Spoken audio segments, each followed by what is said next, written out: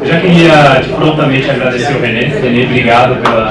Muito legal estar aqui, muito legal estar aqui. Obrigado por ter aceitado. Tem um monte de gente aqui que você deve conhecer. Sim. Para quem não sabe, o René já trabalhou aqui durante um tempo aqui na Local Web. E eu queria uma salva de palmas para ele, por favor.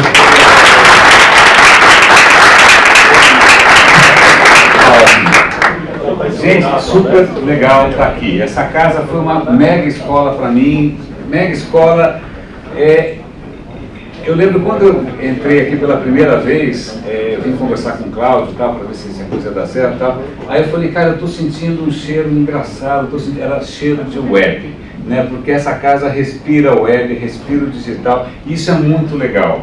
Uma coisa que eu sempre curti também, que é uma coisa que aqui, cara, vocês têm que aprender a valorizar, é o quanto essa casa é horizontal, o quanto ela é aberta, o quanto ela é transparente, e o quanto você consegue ver o que as pessoas estão fazendo. Isso é muito jóia, cara. Tem outros lugares que de repente fica tudo em silo, isolado, dev fica com dev, Linux fica com Linux, UX fica com UX e tal. Aqui o fato de você poder transitar e poder conversar e usar Agile, de poder usar as paredes, etc e tal, cara, isso não tem preço. Vocês estão numa puta casa legal, então eu volto para cá. Todo ano, quando eu posso, eu compareço lá no encontro local web e vou lá assistir, vou lá cumprimentar os amigos e tal. O Diego me chamou para falar com vocês sobre um tema, cara, que eu juro que eu fiquei pensando. Ele falou, você vai falar sobre criatividade. Eu falei, uau, legal, legal. Aí eu falei, o que eu tenho para falar a respeito? Eu produzo que nem um animal, eu sou uma fábrica de conteúdo, eu produzo muito, eu crio muito. Mas o fato de criar muito me torna criativo? Eu não sei. Então, ao invés de trazer um PPT e tal, eu trouxe algumas coisas. Eu trouxe meia dúzia de imagens que eu coloquei aqui no Google Drive. Vamos ver. Alguém tem ideia de quem é esse cara aí? Sócrates, muito bem. Muito bem, Sócrates. É lógico, isso não é exatamente uma selfie, alguém fez, né, de orelhada, baseado na informação importantíssima de que o Sócrates era muito feio. Ele era um cara muito feio e chato. Como ele era um cara muito feio e chato, ao invés de ser, né, ficar lá na Grécia, lindo, maravilhoso, fazendo as Olimpíadas, vamos mudar de assunto, o Sócrates era um cara que pensava muito, ele provocava muito as pessoas. Tá? E até vale a pena pensar, isso é uma coisa que eu descobri recentemente, nunca tinha me caído a ficha. O que acontece? Na época dele, a Grécia, pela primeira vez, era uma democracia de verdade. E democracia, cara, como dificilmente aconteceu de novo. Porque se tinha lá tiranos, reis do cacete, derrubaram o cara e falaram, não, agora quem manda é todo mundo aqui, todo mundo manda, todo mundo é igual, e putz, amanhã você vai ser o prefeito, depois de amanhã esse cara que é o prefeito, depois de amanhã aquele cara que é o prefeito. Então todo mundo participava e tudo era decidido no gogó, no debate público, na votação. Tá? Legal. Mas e o que o nosso amigo feinho aí, ele encasquetou? Falou, peraí, um instante só. Não, você vai ser prefeito amanhã, tudo bem, você eu conheço, agora esse cara vai ser o prefeito amanhã. Quem garante que esse cara está preparado para ser um bom prefeito? Né? O que você precisa saber, no que ele vai basear as decisões dele, porque cada hora é todo mundo é diferente, no que ele vai basear as decisões. E é aí que começa a mania do cara, do quê? De perguntar. Tá? Aliás, a gente está numa casa dessa, com data show, e com ciência, e com tecnologia, porque esse cara começou a perguntar há 2000 anos. Ele começou a perguntar, cara, por que você quer trabalhar com digital? Aí vamos supor que você responda, para fazer o bem. Então, tá, como é que você define bem? Eu defino bem. Aí o cara vai perguntando. É lógico, chega uma hora que fala, meu, sai daqui, você é chato. Né? Tanto que no final, coitado, foi condenado a se matar. Mas é esse tipo de pergunta, por que eu estou lembrando essa história? Porque eu falo, cara, criativo, por que a gente está querendo saber, ou por que a gente está querendo ouvir falar de criatividade? Que diabos que é criatividade? Será que criatividade é uma coisa que sempre fez parte da história da gente? Será que sim? Será que não? Né? Será que criatividade é o quê? Por que será que a gente tem que ser mais criativo? Alguém tem uma ideia? Para quê? Para ser mais feliz? Para fazer diferença para os outros? Para fazer coisas mais legais? Para inovar? O que significa exatamente essa história de ser criativo? E é engraçado porque, vou pensar uma coisa, vou mostrar uma coisa aqui. Teve uma exposição recentemente no Tomiotaki. Tomiotaki é um museu legal. O último quadro da exposição era esse. Quem sabe quem foi que pintou isso aqui? Quando você estava saindo, você viu esse quadro. Quem pintou esse quadro foi o mesmo cara que pintou... cadê? Isso daqui. Quem pintou isso aí? Picasso. Porra, Picasso é um cara que você pode chamar de criativo pra caramba, certo? O cara ficou até os 90 anos pintando todo santo dia. Eu achei legal aquele quadro Seu Último, porque é praticamente uma das últimas pinturas dele e parece o desenho de uma criança. Você fala, porra, que legal, o cara, né, com tanto talento, ele chegou no final sendo capaz de desenhar como uma criança. Sobretudo porque, e aí vem uma coisa curiosa, vocês querem ver uma coisa? Quem foi que pintou isso daqui? O Picasso com uns 15, 16 anos. Por quê? Porque ele teve uma formação clássica. Quem foi que pintou isso daqui? O Picasso também com, sei lá, 16, 17 anos, porque ele teve a formação clássica. Então é uma coisa engraçada, porque é um cara que teve a formação técnica para pintar como os grandes mestres pintavam antes. Parece um quadro, sei lá, Rembrandt, qualquer coisa, né? Mas com o tempo, o cara foi pirando, e aí ele foi se desfazendo da técnica clássica e resolveu o quê? Buscar outras fontes de inspiração. O que inspirou o Picasso? A arte africana, de repente a arte japonesa. Né? O cara foi buscando outras fontes de inspiração, ainda mais porque a geração dele viu o mundo mudar muito. Esses caras viram a Primeira Guerra, cara. A Primeira Guerra, antes da Primeira Guerra, tudo era bacana, todo mundo dançando valsa, tá? Acabou tendo 10 milhões de mortes, uma desgraça total, e ninguém acreditava mais em nada. Foi quando veio o surrealismo. Então a pessoa falava, esquece, a civilização acabou, vamos buscar outras fontes de inspiração. Então o Picasso foi meio um desses caras, ele pegou a Segunda Guerra. Você já viu um quadro chamado Guernica, que é um quadro gigante que ele pintou? É enorme, cara, é enorme. A gente está acostumado a ver na tela, cara, mas é um troço com a parede inteira. Então, Picasso é um cara que a gente poderia chamar de criativo, certo? Mas aí, o que é interessante do Picasso, reza a lenda, não sei se é anedota ou não, que uma vez perguntaram para o Picasso, Picasso, por que você pinta? Ele falou, para não pular a janela. Para não pular a janela. Então, você percebe que, às vezes, a imagem que a gente tem da criatividade, que é uma imagem assim, sei lá, que a gente já nasceu dentro de um certo mito do criativo, né? O criativo é aquele cara criativo, basicamente criativo, que tem aquela alegria na criação, etc e tal. Pô, mas um dos caras mais criativos do mundo falou, cara, isso pra mim, se eu não fizer isso eu fico louco. Então isso já começa a dar uma leve pista de que talvez a imagem que a gente tenha do que é ser criativo não é tão real assim, tão verdadeiro assim. Voltando para o nosso amigo Sócrates, isso é uma coisa curiosa.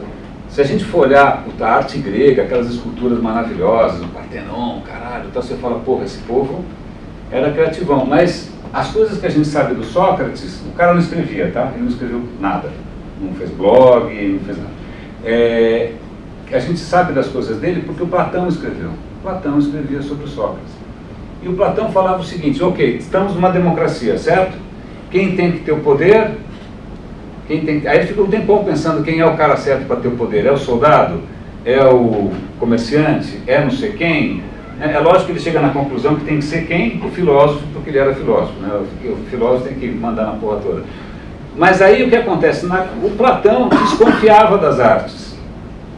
Então mesmo nessa época que a gente acha que era, porra, a fonte de toda a inspiração da arte ocidental, o próprio Platão falava, não, cara, essa história de arte não é legal, porque a arte engana.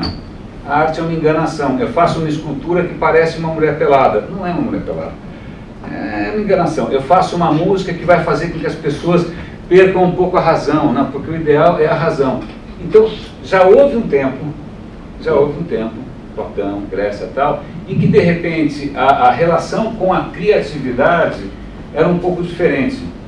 Aliás, outra coisa que eu descobri recentemente, você não falava, por exemplo, você era um cara super inspirado, você fala, vem aqui, pega o microfone e fala um poema maravilhoso. Ninguém ia dizer que você era criativo.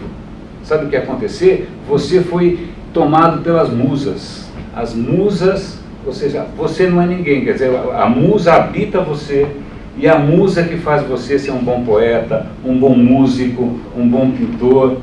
O que é estranho, né? Quer dizer, você tira a história, quer dizer, o mérito não é meu. Se eu sou um cara inspirado para falar, é porque as musas me inspiram. Estou colocando esse contexto todo para ver que essa noção do que a gente chamaria de criativo talvez seja relativamente recente. Talvez seja relativamente recente, e eu acho que de uns tempos para cá ela mudou bastante de figura. Eu vou colocar da seguinte, eu estava falando agora com a Fernanda, ali na entrada, e eu falei, cara, como o mundo do digital está mudando. Quando eu comecei, em 96, 97, cara, o que a gente fazia era ridículo, era assim, HTML tosquinho, era podreira, vocês não têm noção, era muita enganação, era muito podre. E aí, mas aí, os primeiros lugares que tinham para trabalhar era a agência de publicidade. E aí, logo no começo da web brasileira, essa é a minha impressão, o digital ficou muito influenciado pela mentalidade publicitária. O cara queria fazer na web o que ele fazia na revista, o que ele fazia na TV, ele queria ganhar prêmio, ele queria fazer campanha, né?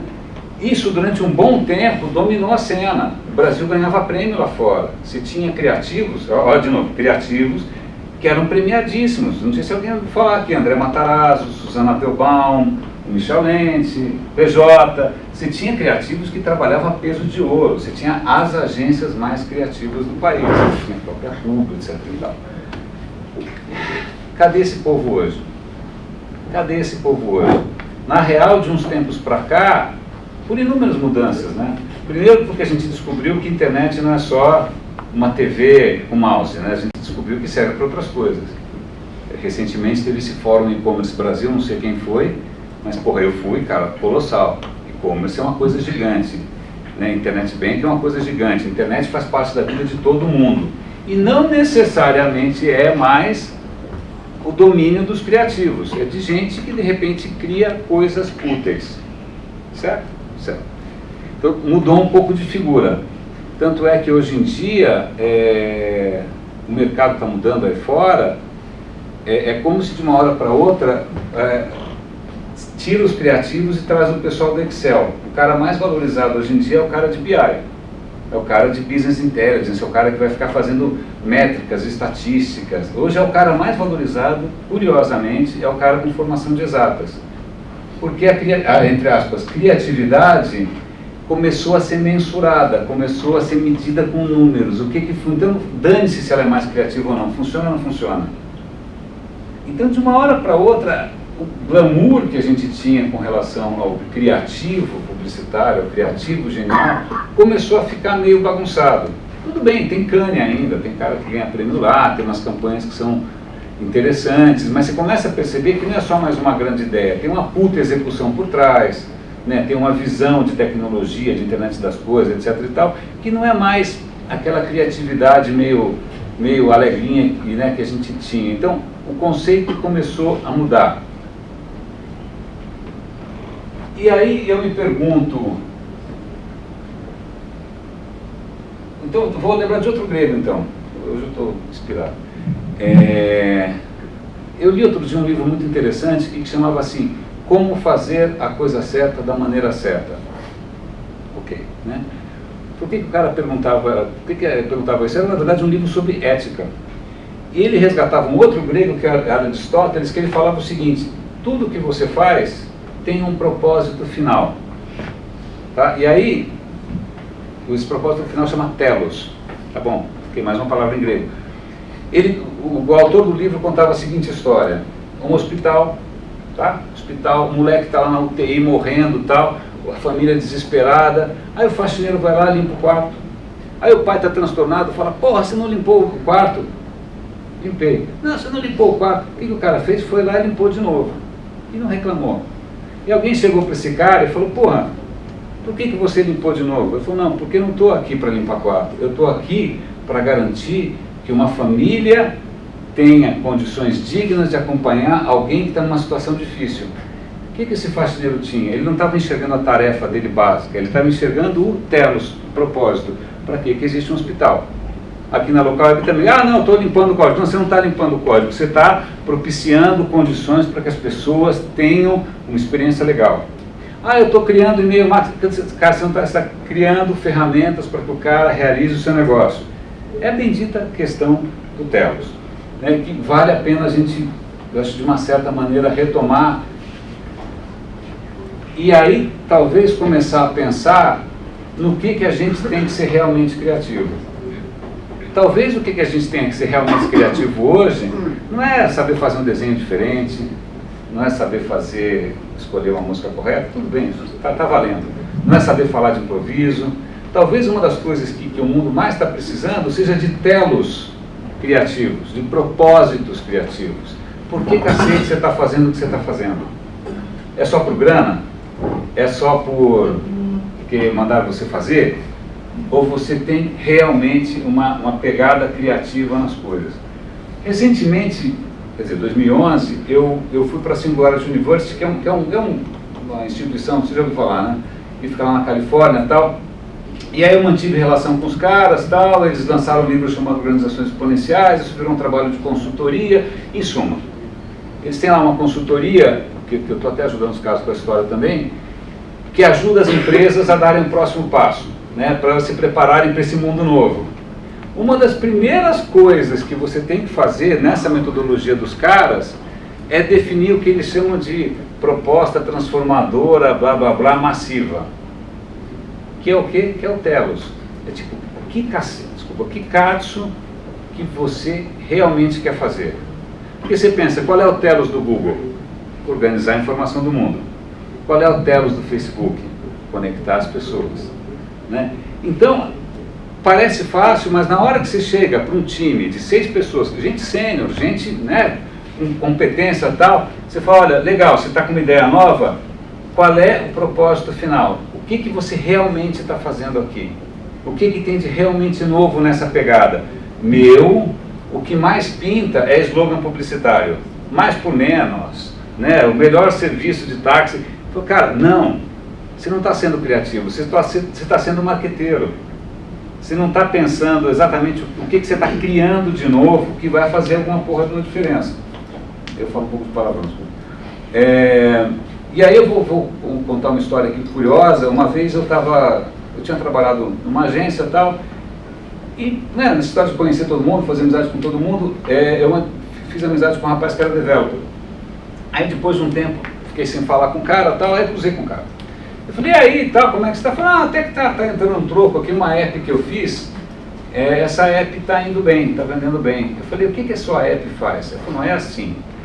A sua namorada, eu falei, já começou, a sua namorada instala no teu telefone sem você ver. Ele falou o quê? E aí esse aplicativo ele vai registrando tudo que o cara faz, onde ele foi, que mensagem que ele mandou, se mandou nude, se recebeu nude, e ela vai recebendo tudo. Eu falei, e aí ele falou assim, mas como é que você está ganhando dinheiro com isso? Eu falei, não, porque tem a versão paga o aplicativo fica invisível. Eu estava com o cabelo em pé, cara. Cabelo em pé. Eu falei, cara, como é que você dorme à noite? Né? Como é que, cara, que você criou, mas nem o Obama, nem o NSA consegue fazer isso, né? Você criou um troço do Putin, uma coisa de louco, uma espionagem pesada. Ah, mas eu só criei a ferramenta. Eu não... Tecnicamente ela é legal, é bacana, né? Vamos dizer, tecnicamente ela é criativa, vamos supor, a solução é criativa, seja o que for. Mas eu falo, cara, que caralho você está fazendo isso? Sei lá, absolutamente pavoroso. Eu falo, não, quem tá usando é o usuário, não sou eu.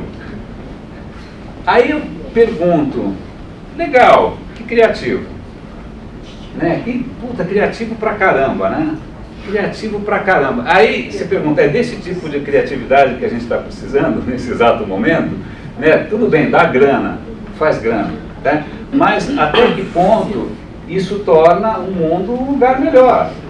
Até que ponto isso torna, sei lá, se o Sócrates ia ter orgulho da gente, se o Aristóteles ia ter orgulho da gente, eu não sei, tá? Mas agora eu estou colocando essas perguntas na cabeça porque é muito fácil a gente cair no estereótipo. Vamos ser criativos, vamos abraçar a árvore, vamos, sei lá, seguir não sei quem no Pinterest, vamos botar um filtro engraçadinho no Instagram e tal. Mas eu acho que existem hoje necessidades maiores, oportunidades maiores. Tá? Não só para a gente ser engraçadinho, não só para a gente fazer uma campanha um pouco mais bonitinha, não só para ter um cabelo engraçado, botar uma roupa diferente, calça de vaca, sei lá. Ok, e aí eu acho que esse estereótipo do criativo, ele não só está começando a ficar velho, como na real, eu não sei se vocês sabem como é que está o mercado aí fora, isso nem paga mais as contas. Porque você vai falar com o cliente hoje, ele quer saber se a ideia funciona ou não funciona, ele vai mensurar, ele vai ver, ele vai botar no canal de mídia programática para ver o que tem a melhor performance do clique, não sei o que lá. Cara, não tem mais papinho, né? A coisa hoje está muito preto no branco, é muito número mesmo. Então aquele discursinho, olha, acredita em mim porque eu sou genial, acredita em mim porque eu sou, sei lá, muito louco, isso começa a ficar meio em xeque. Curiosamente, vocês veem que hoje o mercado de startups está bombando, certo? Mesmo lá na Singularity, eles têm lá, um dos programas que eles têm lá, eles levam empreendedores para lá e o cara fica 10 semanas lá. Pô, imagina, que legal, você está com 30, 40 empreendedores do mundo inteiro, 10 semanas lá para fazer alguma coisa legal. Sabe qual é a coisa mais complicada? Todo investidor fala a mesma coisa. Ninguém me traz ideia criativa, ninguém me traz uma ideia nova. O cara traz a mesma ideia, eu vou fazer um novo Uber, eu vou fazer um novo Tinder, eu vou fazer um novo... Cara, por que não tem uma ideia, uma pegada realmente boa? Porque, né, o cara tem tudo, tem educação, tem formação, tem... O que falta para o cara ter uma ideia realmente legal? Ou então tem ideia que é meio estereótipo, o cara fala, putz, deixa eu ver o que eu vou resolver. Eu vou resolver a fome na África. Vou tirar o lixo dos oceanos. Você fala, você já foi para a África? Não foi, mas eu vou... então tá bom. Sentado com a bunda no sofá, você acha que você vai resolver os problemas do mundo com uma app, né? Então, o que acaba acontecendo é que por uma série de razões, e que é isso que eu quero, acho que é o resumo da ópera aqui pra gente, as ideias que estão vindo como diria um amigo meu, é patê de salsicha. Salsicha já é uma desgraceira, né? Você pega patê, é mais mastigado da mesma coisa, repetida, a exaustão. Que nem sites de compra coletiva, essas coisas. Algumas coisas estão acontecendo, e aí eu fico pensando, talvez um pouco até na minha história. Eu comecei a fazer uma faculdade, que é engenharia, eu falei, cara, isso não estou afim e tal. Aí eu fui para a área de comunicações. Eu sempre tive muita insegurança. Eu falei, será que eu sou criativo o suficiente? Será que eu tenho algum talento? Né? De repente eu chego lá, não tenho talento nenhum, escrevo mal, sei lá, fotografo mal, sei lá. E aí, para minha surpresa, as pessoas mais criativas que eu conheci na faculdade eram justamente quem vinha de fora. Era o cara que tinha vindo de uma outra cidade, ele tinha deixado a família para trás, tinha tentado sobreviver na cidade. Aí eu percebi, porra, como a minha vida foi meio no default, sabe quando está no default? Papai, mamãe, filhinho, escolinha, vai lá, entra na faculdade e tal.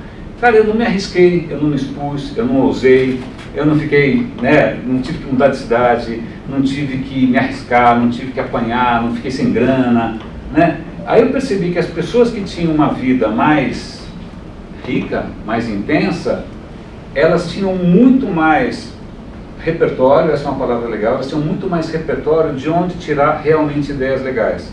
Elas conheciam melhor outras realidades, elas conheciam melhor outros modos de vida, elas conheciam melhor outras maneiras de se viver, né? E eu estava ali naquele meu mundinho, papai, mamãe, filhinha, aquela coisa bem linear. Cara, meu mundo era muito pequeno. Meu mundo era muito pequeno. Da onde que eu ia tirar alguma ideia realmente criativa, alguma ideia realmente nova? Que problema que eu conhecia, que realidade que eu conhecia? E aí, desde então, eu acho que se alguma coisa fez diferença para mim, eu fiz um monte de porra louquice, na verdade.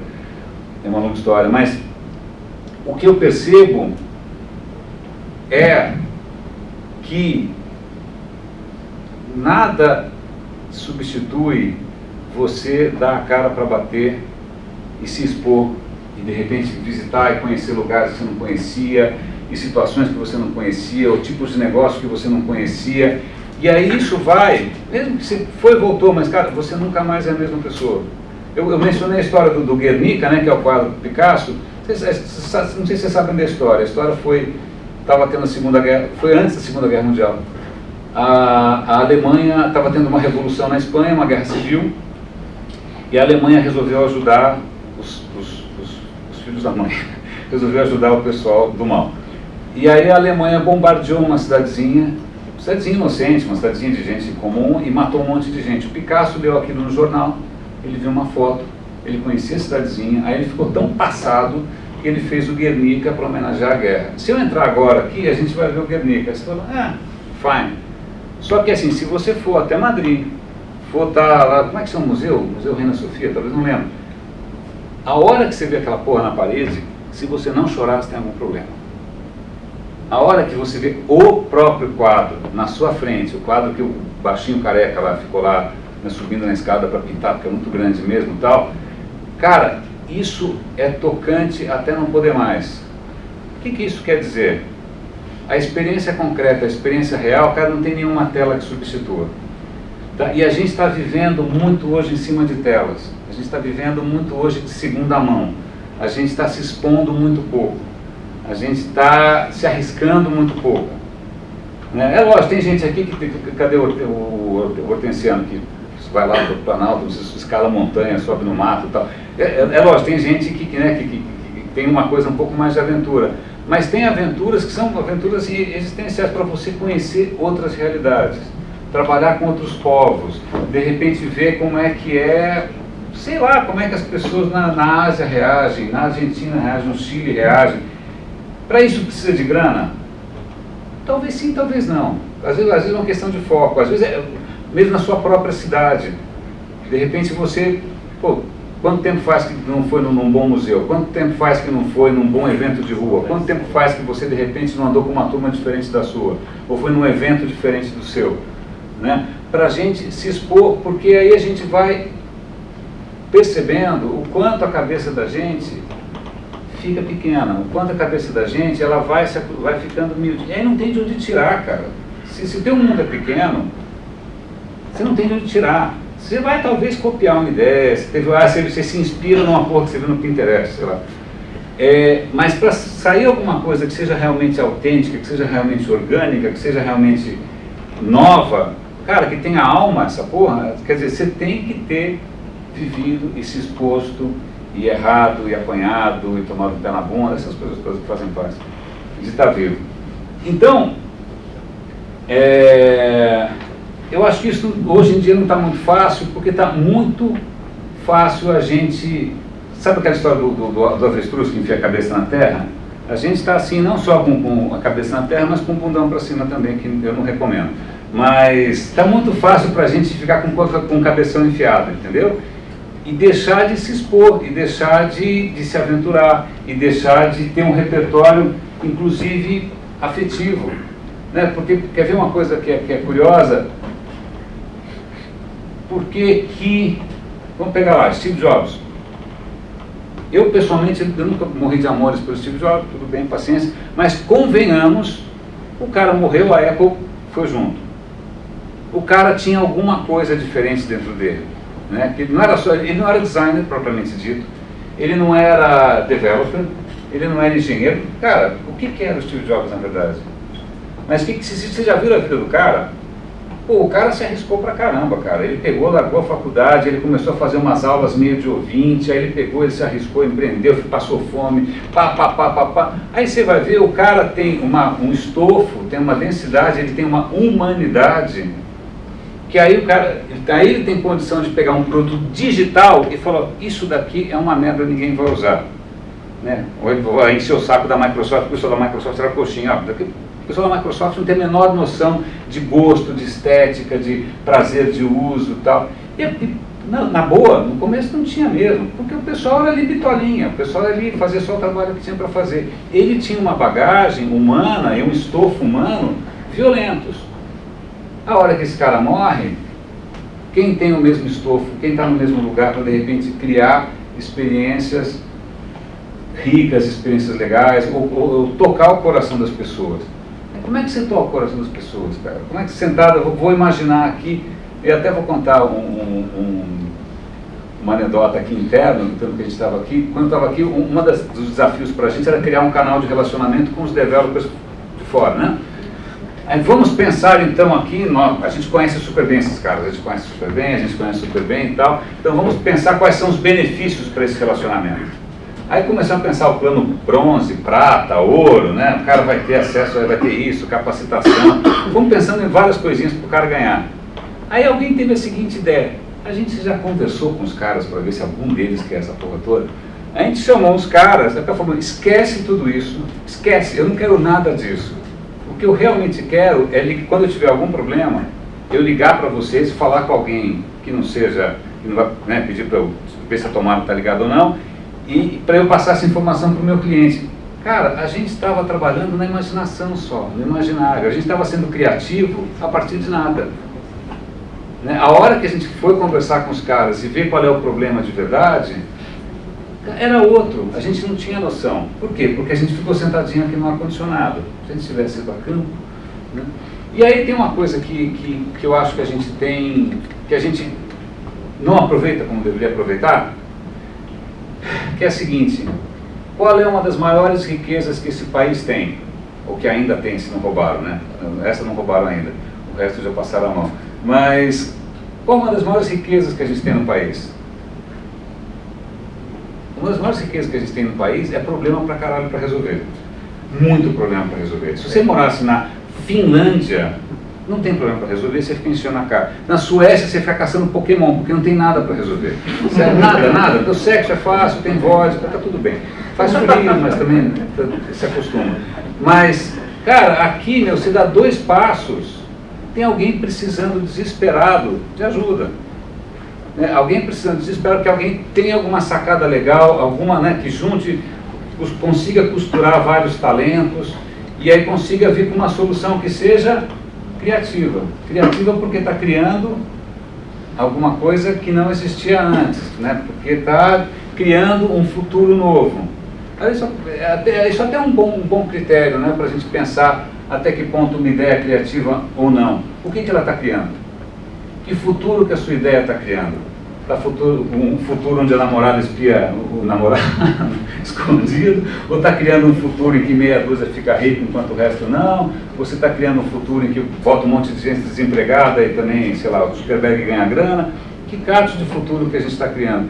E eu acho que não são perguntas fáceis, cara, mas acho que são perguntas que acho que vale a pena a gente começar a se colocar, de novo, para não cair no glamour, para a gente não ficar glamourizando quem é diferente, criativo, engraçadinho, talentoso, porque esse mito que a gente tem do criativinho, engraçadinho, cara, isso é muito recente, e graças a Deus está começando a entrar em decadência, né? Está começando a entrar em decadência. Hoje, assim, quem eu acho realmente criativo, porra, de repente o cara cria uma plataforma que une isso, que aquilo, e que melhora a vida, não sei do que, da educação, não sei aonde. Você fala, puta ideia legal, por que ninguém pensou nisso antes? Que bom que alguém teve essa ideia, né? Que bom que alguém criou.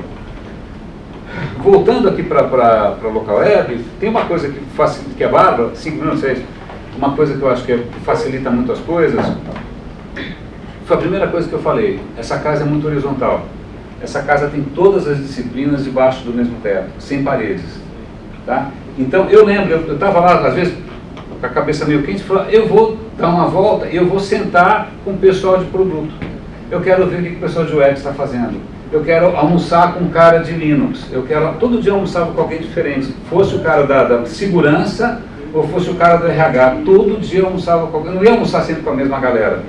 Porque, né, para conhecer o que o cara está vivendo, como é que ele enxerga, o que ele está fazendo, para aumentar meu repertório. Então a gente tem aqui na Local Web uma coisa que acho que é muito valiosa, que é essa possibilidade da gente sair da caixinha da gente. Quando a gente pensa fora da caixa, não tem que dizer, vamos pensar fora da caixa, que é meio clichê, eu sei, mas é que na verdade, cara, a gente cria a caixinha para a gente mesmo, cara. Você só vai no mesmo evento sempre para ver as pessoas iguais, na mesma comunidade, na mesma lista do WhatsApp. Cara, é todo mundo igual, E se a gente não conseguir reverter isso, que diabos, na verdade, a gente está criando? Então, era mais ou menos o que eu tinha para falar, dei uma volta danada, foi absolutamente improviso, mas eu ainda só quero mostrar de novo uma coisa que eu acho que para mim é muito inspiradora, que é isso daqui, ó. É muito legal o cara chegar aos 90 anos, sei lá quantos anos o Picasso tinha, com a capacidade e com a alegria de criar como uma criança. Né? Então, olha só, o cara que criou sem parar, criou sem parar, criou sem parar, criou sem parar, e consegue no final fazer uma coisa com essa leveza. Tá? De novo, vou insistir, o processo criativo do cara não era alegria, inspiração, fumãozinho, não tinha fumãozinho. Era um processo doloroso, né? O cara estava ali o tempo inteiro experimentando, com insegurança e tal. Mas, aí se percebe quando o cara está num caminho realmente criativo, ele consegue manter consegue manter a potência, consegue manter a juventude, consegue manter o brilho no olho. Então é isso. Eu invejo vocês por várias razões. Primeiro que vocês têm 30 anos a menos, não estou brincando, mas é verdade. Mas deixa eu falar. Segunda questão, isso é muito interessante, se eu tiver uma ideia, eu não sou desenvolvedor. Se eu tiver uma ideia, sabe o que eu vou fazer? Eu entro no Word. É o máximo que eu consigo fazer, entrar no Word e botar minha ideia ali. Vou falar. Vocês têm skills técnicos, cara. Vocês conseguem fazer chover. Vocês são os novos demiurgos. Vocês são os novos caras que criam mundos. Eu não consigo ter mundo nenhum. Eu consigo no máximo inspirar vocês um pouquinho e tal. Mas vocês têm na mão, cara, o poder do código. Né? E nunca foi tão fácil fazer coisas geniais com um impacto gigante. Então, se for ficar alguma coisa hoje na cabeça de vocês, essa meia hora que eu improvisei aqui, a questão é isso. Eu falo uma palavra de novo, que raios vocês estão, na verdade, criando. Acho que era isso que eu tinha para falar. Valeu?